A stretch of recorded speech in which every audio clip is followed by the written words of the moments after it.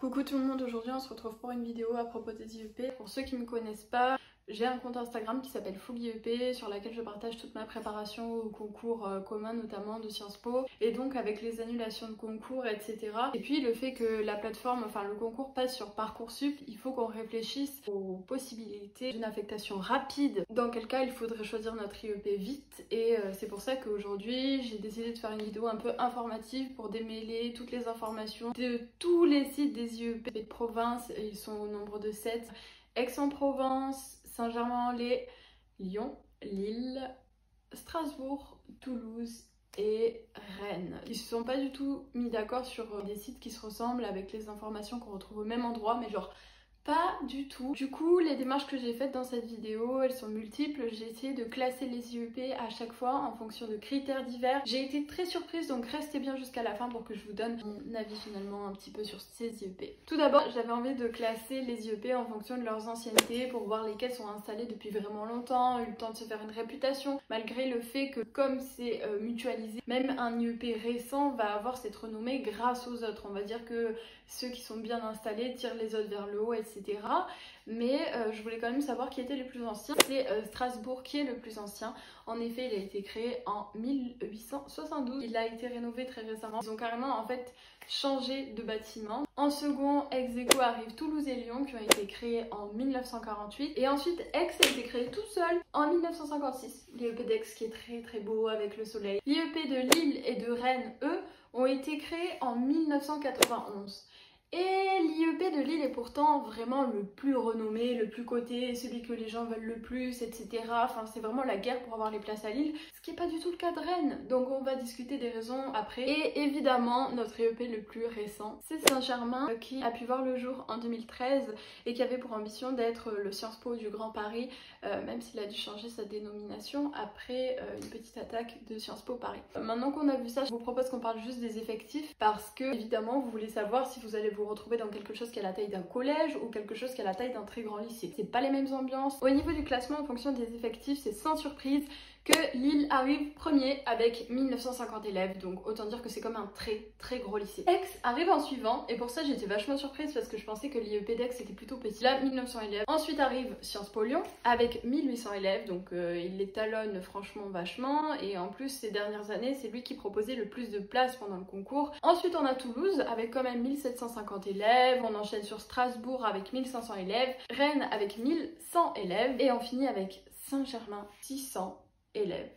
Et encore. La petite chose qu'on vous dit pas trop, c'est que Saint-Germain-en-Laye, il y a peut-être plus de la moitié des masters qui se font en réalité à Cergy. D'où leur volonté entre autres de faire un double diplôme avec l'ESSEC, mais il n'a pas abouti, ça fait déjà 6 ans qu'on attend, donc j'y crois pas trop. Sur le campus de Saint-Germain-en-Laye, il y aurait à peu près 400 personnes. Bon, tout ça c'était bien joli, mais une des premières questions qu'on se pose quand on veut aménager dans une ville, c'est pas est-ce que je peux bien y vivre? C'est un peu compliqué parfois de vivre en tant qu'étudiant, on va pas se le cacher.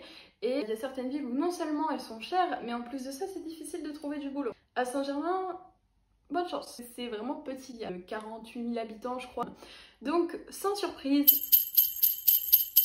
Saint-Germain arrive à la tête du classement avec Lyon. Je pense que c'est plus facile d'avoir un colocataire à Lyon et éventuellement de travailler à Lyon.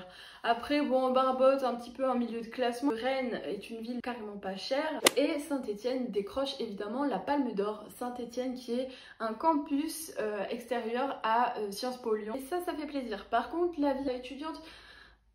non, j'en dirai pas autant. Maintenant, la deuxième question qu'on se pose, on a parlé du prix de la vie. Mais il y a un autre truc. Et ça je l'ai appris super récemment, c'est qu'il n'y a pas que la vie qui est chère, il y a les IEP aussi. Pas de panique, c'est en fonction du revenu de vos parents. Donc j'avais entendu comme quoi à Paris, pour payer le taux plein, il faudrait que vos parents gagnent plus de 10 000 € par mois. En ce qui concerne les autres, le prix ne sera pas du maximum que je vais vous donner là. Il sera fait en fonction de la tranche de revenus de vos parents. Le plus cher, eh bien devinez quoi ? C'est encore Saint-Germain. C'est 4 000 € à Saint-Germain, ça varie pas trop avec les autres qui sont aux alentours de 3 800 maximum, et je répète bien, c'est un maximum. La plupart sont à 0 € si vous êtes boursier, donc ne vous inquiétez pas, ce n'est pas l'argent qui vous empêchera de faire un Sciences Po. Il en va de même pour Paris, Bordeaux et Grenoble. Le moins cher, c'est Aix-en-Provence qui est à 812 € et on apprécie beaucoup. Ensuite, on va parler de quelque chose qui est très important avant de parler des échanges. Je sais que c'est un truc que vous adorez, mais on va attendre encore un petit peu et on va parler des langues qui sont disponibles parce que c'est très différent en fonction des IEP. Pour Lyon, vous devez choisir une LV1 entre l'anglais, l'allemand, l'italien ou l'espagnol. La LV2, elle est obligatoire, par contre, vous ne pouvez pas prendre de LV3, ça n'existe pas.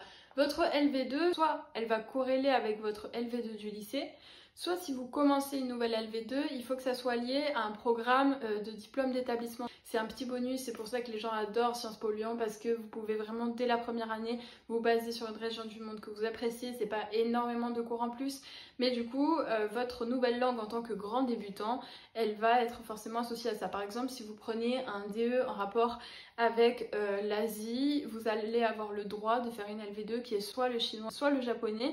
Mais si vous n'avez pas de DE en rapport avec l'Asie, vous ne pouvez pas apprendre ni le chinois ni le japonais. Au total, il existe 8 langues à l'IEP de Lyon. L'IEP de Saint-Germain est pour moi un des plus intéressants au niveau des langues. C'est celui qui est le plus riche. Il propose 10 langues, dont la langue des signes, et c'est une réelle exclusivité à Saint-Germain. Vous allez le voir, mais à Saint-Germain, il y a vraiment des exclusivités, des choses qu'on ne retrouve pas ailleurs. Donc au niveau de la langue des signes, c'est possible de la pratiquer, tout comme il est possible de prendre une LV3 si on est vraiment motivé.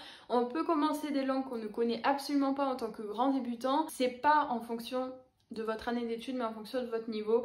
C'est pour ça que des premières et des quatrièmes années peuvent se retrouver ensemble et c'est très intéressant. Tout comme les particularités de Saint-Germain, c'est aussi qu'ils sont assez proches de Paris, c'est 30 minutes en RER. À partir de la quatrième année à Saint-Germain-en-Laye, le stage est obligatoire, c'est le seul à rendre le stage obligatoire en quatrième année et il va durer de 4 à 6 mois. De plus, l'IEP de Saint-Germain-en-Laye propose des préparations au concours en plus du master. Il n'y a pas cours le jeudi après-midi, tout comme à Lille, pour que les gens puissent se consacrer à leurs associations, à leurs pratiques sportives et culturelles, sauf qu'en fait la différence c'est qu'à Lille vous êtes obligé de vous investir dans une association le jeudi après-midi, alors qu'à Saint-Germain en gros vous avez le jeudi après-midi de libre et vous faites un peu ce que vous voulez. Si vous le souhaitez, Saint-Germain-en-Laye il me semble aussi un des seuls à proposer la continuité de l'apprentissage des mathématiques. Aussi il y a une exclusivité que vous ne trouverez absolument nulle part ailleurs, le master sur la sécurité. C'est des séminaires en fait, ça se fait pendant 6 jours il me semble, c'est plutôt sécurité, antiterrorisme et tout. Ça peut être un bonus si jamais vous êtes intéressé. Au niveau des langues, la LV1 est en anglais, c'est obligatoire pour tout. Pour l'IEP de Strasbourg, au niveau des langues,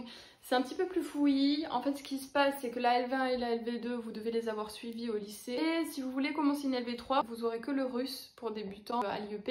Et sinon, vous pouvez choisir une LV3 dans la fac de langue proche de l'IEP. Ça t'oblige à te déplacer. Quand tu vois que Saint-Germain, qui sont en petit effectif, ils arrivent quand même à donner 10 cours de langue. Il y a des particularités, mais de toute façon, vous allez le remarquer.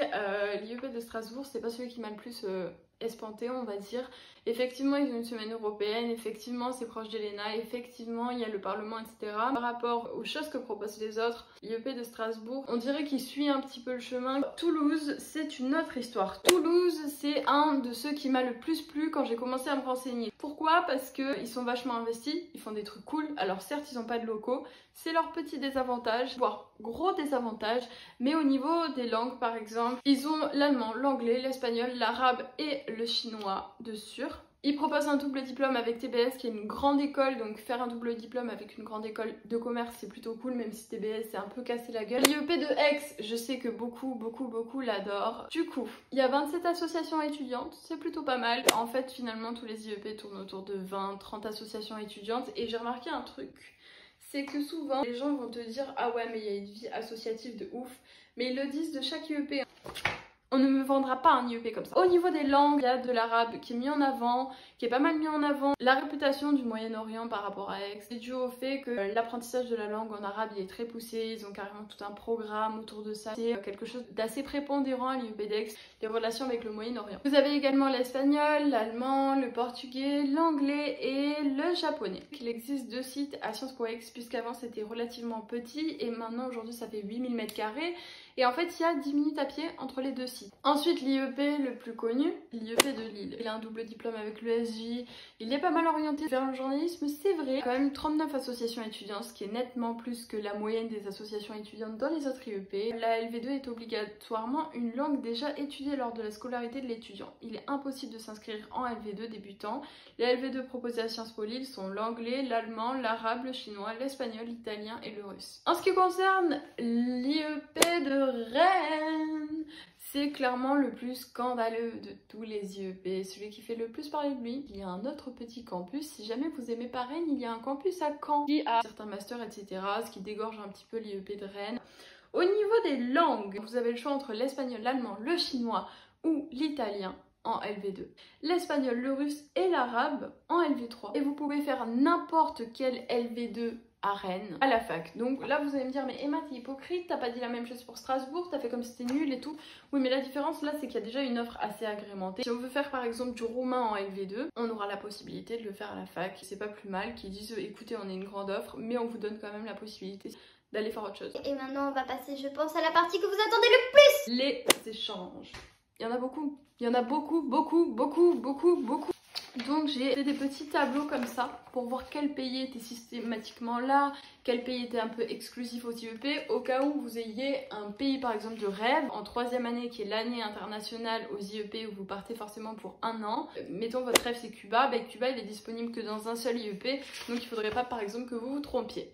Alors premièrement, ce qui est présent tout le temps, partout, dans tous les IEP, ils y sont. En Europe, ce que vous aurez toujours, quel que soit l'IEP de province auquel vous êtes, l'Italie, l'Espagne, la Russie, l'Allemagne, la Grèce, le Royaume-Uni et la Finlande. Donc déjà, s'il y a un pays que vous adorez là-dedans, sachez que n'importe quel IEP, vous aurez un partenariat. En Amérique du Nord, vous aurez forcément le Canada et les États-Unis. En Amérique latine, de sûr, vous aurez l'Argentine, mais sachez qu'en fait, c'est juste parce qu'il y en a qui ont le Mexique, d'autres qui ont la Colombie. Mais en gros, il y a vraiment beaucoup de partenariats avec l'Amérique latine seulement.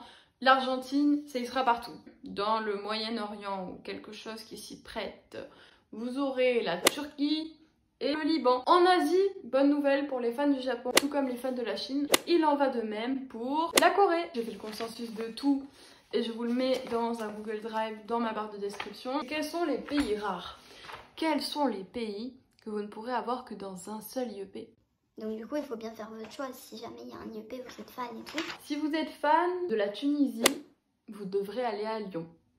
Pareil si vous rêvez d'aller en Iran. Lyon est également le seul à proposer le Vietnam et le Mali. Si vous êtes à Toulouse, vous aurez la joie de pouvoir aller au Niger. Vous aurez la joie de pouvoir aller en Ouzbékistan et au Kazakhstan. Vous aurez également la joie de pouvoir aller à Malte.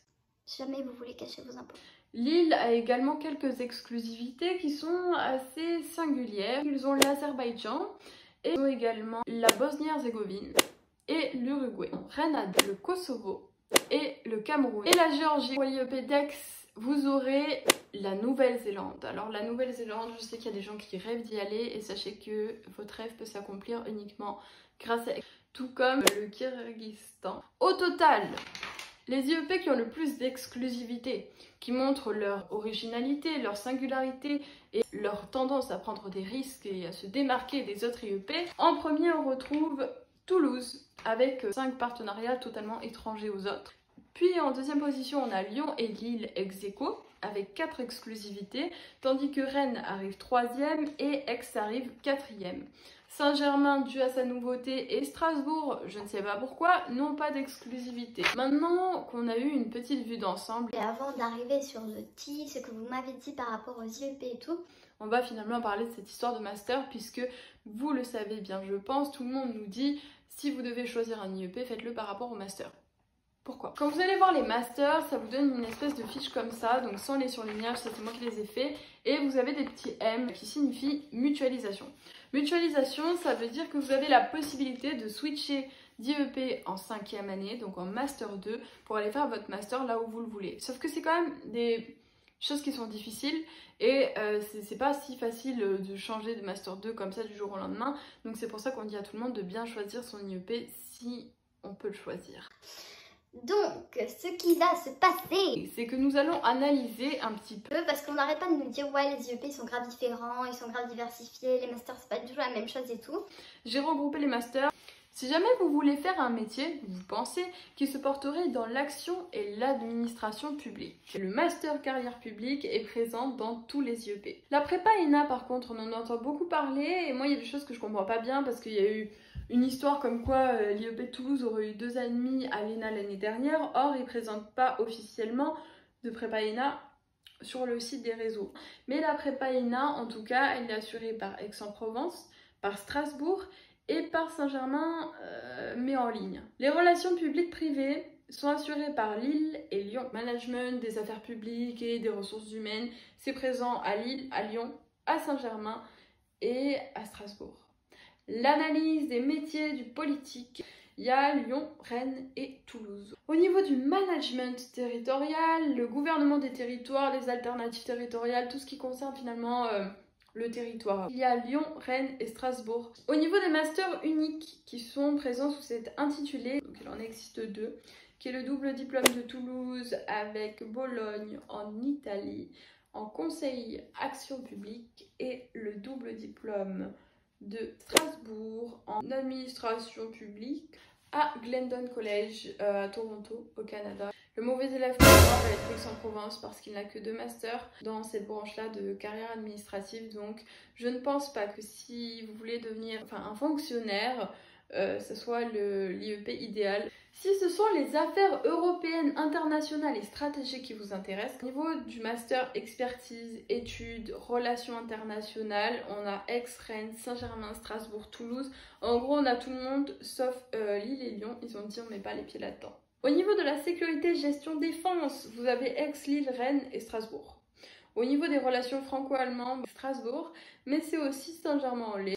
Au niveau des études européennes en double master bilingue, il y en a à Strasbourg, il y en a 3 à Strasbourg, il y en a à Rennes et il y en a même à Lille. Tous les IEP font le master des affaires européennes. Comme carrière publique, il y a comme des masters phares qui sont faits par tout le monde, comme les pays qui sont faits par tout le monde, etc. Il y a beaucoup d'IEP qui font la même chose, quand même.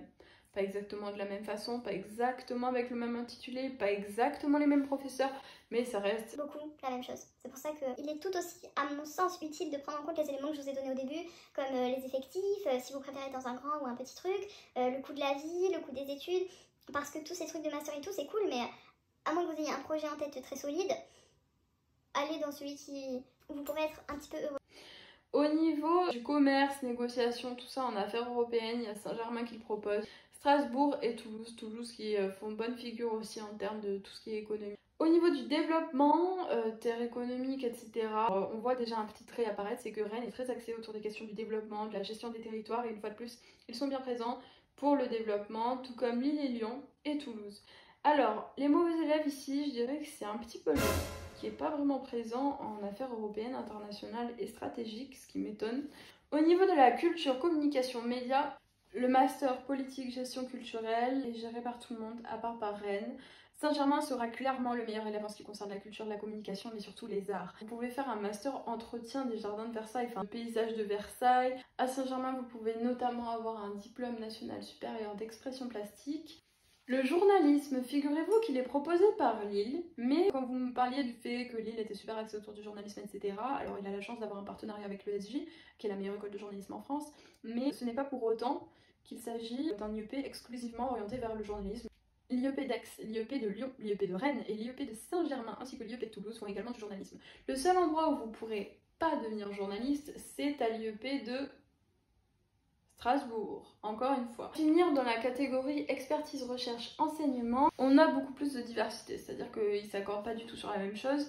Si vous voulez passer cependant une agrégation, qu'elle soit d'économie ou d'histoire, ça sera possible uniquement à l'IEP de Lille. La recherche sur les métiers du politique, ça sera possible dans tous les IEP. Et Aix est clairement le meilleur élève au niveau de la recherche, surtout qu'il s'oriente vachement sur la recherche autour du Moyen-Orient. Une fois de plus, Rennes s'illustre avec des choix particulièrement assumés. Ils font des recherches sur l'ouvrage urbain et l'immobilier, comment ça peut être amélioré, etc. Donc ils sont vraiment autour de la réorganisation du territoire, notamment autour de la terre et de la mer, en management, économie et entreprise. C'est vraiment leur petite particularité, comme ils sont proches des ports, dirigés spécifiquement vers le commerce maritime. Tout le monde fait plus ou moins des études, expertise et affaires économiques. Tout le monde fait du commerce et de la finance. Et ensuite, il existe des masters vachement sympathiques. Le risque, comment gérer une crise sanitaire, etc. Je crois qu'il n'y a pas assez de monde qui ont fait ce master, malheureusement. Il est absent totalement de Aix-en-Provence et de Lille.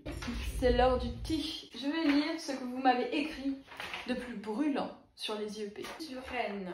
Vous avez parlé d'administration dictatoriale et même des gens qui sont là-bas, que l'ambiance est tendue, qu'elle est pesante, qu'il y a des groupes d'extrême gauche qui lynchent des gens qui seraient de droite, voire de centre, voire peut-être d'extrême droite. Et effectivement, c'est un problème. À savoir, est-ce qu'on peut attendre des meilleures réactions de l'administration quand elle oblige des gens qui habitent dans les Caraïbes à passer leur partiel à 3 h du matin? Alors qu'attendre de Rennes, je ne sais pas. Pour d'autres, c'est assez loin, c'est assez mal desservi par les gares et au-delà de ça, c'est peu connu. Ce qui est paradoxal, quand vous savez que ça a été créé en même temps que Lille, qu'est-ce qui a flopé pour Rennes, qu'est-ce qui a marché pour Lille? Pour Aix, vous avez dit que la ville était chère, qu'elle était bourgeoise, qu'elle n'était pas attirante pour certains et qu'il y avait 2 sites à 10 minutes à pied. Je suis plutôt d'accord, j'ai pas trop de critiques par rapport à Aix. Toulouse, éloignement train. C'est un IEP, je pense, qui m'a le plus surpris positivement pendant les recherches que j'ai faites. C'est celui qui, finalement, m'a le plus convaincu, mais son gros point noir, c'est le fait qu'il n'ait pas de locaux. Alors forcément, quand vous bataillez autant, ou je sais pas votre cas, mais quand vous bataillez autant pour entrer dans un IEP, si c'est pour qu'il n'ait pas de locaux, et vous retrouvez, entre guillemets, à l'université, même si je ne traverse pas l'université, parce que c'est ma voie, là où je vais aller, c'est que je n'ai pas les IEP. Ça fait un peu chier. Ça fait un peu chier, ça fait chier les gens, c'est une réalité. Pour Lyon, vous m'avez tous dit Saint-Etienne. Alors j'ai quelque chose à vous dire par rapport à ça. Je ne pense pas que si on met Saint-Etienne, Lyon en vœu numéro 1, on peut se retrouver avec Saint-Etienne compte tenu du fait qu'avec Parcoursup, il faut confirmer nanana. Je ne pense pas qu'on se retrouve à Saint-Etienne pris au dépourvu, etc. Ça m'étonnerait grandement. Concernant Saint-Germain, vous m'aviez dit que c'était cher. Saint-Germain, c'est une ville peu attractive. Il n'y a pas grand chose à faire. Après, moi, ce que je vous conseillerais, c'est si jamais vous allez à Saint-Germain, habitez à Paris, venez à Saint-Germain pour les cours. Et pour Lille, certains pensent qu'il est trop axé journalisme, mais je ne pense pas. Alors finalement, quel est mon verdict par rapport à ces IEP? Clairement, celui qui m'a le plus déçu, c'est Strasbourg. Parce que je trouve qu'il y a un manque de prise de risque et un manque de peps en fait dans l'IEP. Et quand on sait que finalement c'est le plus ancien, ça m'a un peu déçu. Lequel aurait pu me convaincre mais ne me convainc pas, c'est Saint-Germain-en-Laye. Parce que c'est une ville qui est chère, c'est une ville qui est compliquée d'accès, il y a le RER, nanana, c'est une ville qui est encore dans ses débuts, donc elle n'a pas encore la réputation qu'il faut. Et malgré ses efforts, je suis toujours pas extrêmement convaincue. Quelle est la ville qui m'a le plus convaincue? Toulouse. Si on enlève Lille et Lyon évidemment, mais au niveau des moins cotés, je trouve que la réputation de Toulouse, tout du moins ce que j'en entendais, le fait que ça soit pas très demandé, etc. J'ai du mal à le comprendre quand je vois leur investissement, quand je vois la qualité de leur site, quand je vois la qualité de tout ce qu'ils font. Je trouve que vraiment ils essayent de se sortir d'une situation qu'ils vivent un peu malgré eux. Et Rennes, évidemment, j'ai mis des gros doutes. Aix-en-Provence, il est mignon, il est cool. J'ai rien à dire sur Aix-en-Provence, mais juste en mode j'ai pas de coup de cœur. Enfin, je saurais pas quoi vous dire en fait. Coucou, c'est Emma du montage, j'ai oublié de faire l'outro, donc n'hésitez pas à aller voir dans les commentaires, je mettrai ce que j'ai oublié de dire dans cette vidéo, et n'hésitez pas à commenter si vous avez apprécié la vidéo. Merci beaucoup pour l'avoir regardée, et je vous fais des gros bisous. Ciao!